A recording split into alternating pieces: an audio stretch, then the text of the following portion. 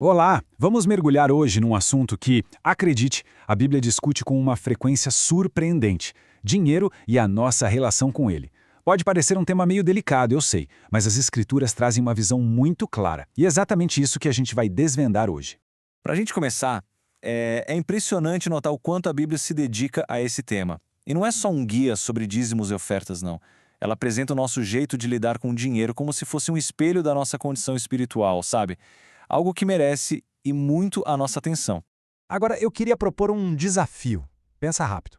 Quais são os grandes temas da Bíblia? A gente logo pensa em fé, em oração, certo? Mas e se eu te contasse que tem um outro assunto que aparece muito mais do que esses dois somados? E a resposta é surpreendente para dizer o mínimo. Olha só esses números. Se a gente juntar tudo que fala de oração e fé, dá uns 500 versículos. Agora, quando o assunto é dinheiro, posses, esse número, gente, pula para mais de 2.300. Não é pouca coisa não, hein? Isso mostra o peso que as escrituras dão para essa área da nossa vida. A vida material mesmo. Então, o ponto central é esse aqui, ó. A questão nunca foi o dinheiro em si. A Bíblia não está condenando ter grana ou ser rico. O que ela aponta é a relação que a gente cria com ele. É tudo sobre o coração, sabe? Sobre onde estão as nossas prioridades de verdade. Beleza, agora a gente vai entrar num ponto bem interessante. Vamos quebrar um mito. Tem uma frase sobre dinheiro que, olha, todo mundo acha que está na Bíblia. Mas a parte mais curiosa é que, do jeito que a gente ouve por aí, ela simplesmente não existe no texto. Tenho certeza que todo mundo já escutou isso em algum lugar. É uma frase de efeito, né? Super forte. E muitas vezes é usada para pintar a riqueza como algo inerentemente ruim. E aqui chegamos ao ponto. Preto no branco. Essa frase não está na Bíblia. É uma distorção, um resumo mal feito de um ensinamento que é muito mais profundo e muito mais sutil. O que a Bíblia diz de verdade, lá em 1 Timóteo capítulo 6, é que o amor ao dinheiro é a raiz de todos os tipos de males. Essa palavrinha, amor, gente, ela muda tudo. O foco sai do objeto, o dinheiro, e vai direto para a atitude do coração, para aquela ganância, sabe? Aquela coisa de colocar o dinheiro no topo de tudo. Mas o que seria esse amor ao dinheiro? Pensa assim, é um estado de espírito, não uma conta bancária. É uma coisa do coração. Isso quer dizer que alguém pode não ter muito dinheiro, mas ser completamente dominado pela vontade de ter mais e mais. Na nossa cultura, hoje em dia, isso aparece no consumismo maluco, na busca por status a qualquer custo.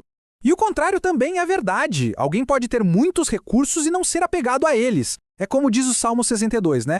Se as suas riquezas aumentam, não coloquem nelas o coração. E essa diferença, sabe, entre dinheiro e amor ao dinheiro, nos leva para uma questão espiritual bem mais séria. A Bíblia não trata o dinheiro como um vilão. Em vez disso, ela o apresenta como um possível concorrente pelo lugar de Deus na vida de uma pessoa. Ok, então se o problema não é ter dinheiro, qual é o verdadeiro perigo?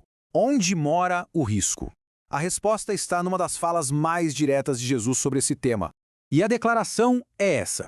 Jesus coloca o dinheiro numa posição única. Ele chama o dinheiro de Senhor, um mestre que disputa com Deus o controle do nosso coração. E o mais interessante é que nenhum outro ídolo, nem poder, nem fama, é colocado de forma tão clara como um rival direto de Deus.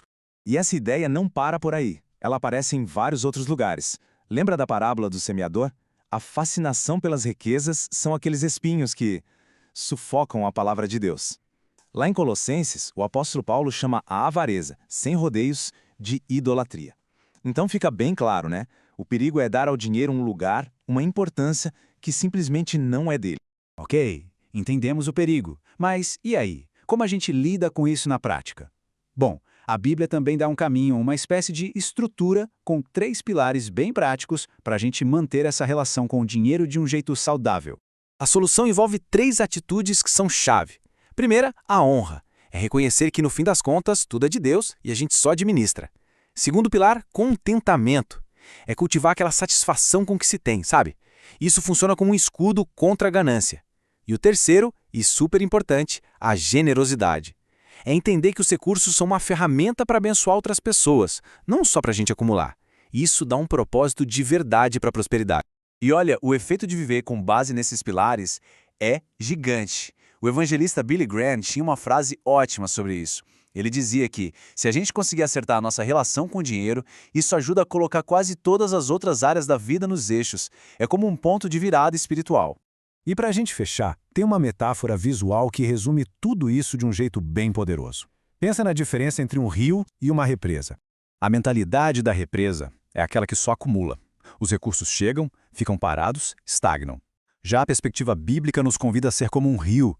Os recursos fluem através da gente para levar vida, para abençoar outras pessoas. A prosperidade, nesse caso, tem um propósito muito maior do que a gente mesmo.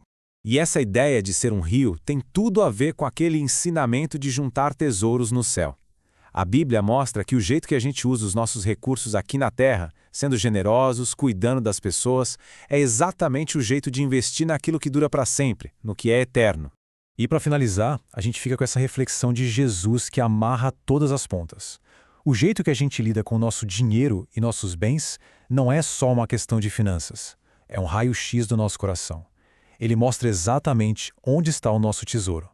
E a pergunta que fica, ecoando há séculos, é essa: onde, afinal, está o nosso tesouro? É um convite para a gente olhar para dentro e refletir de verdade.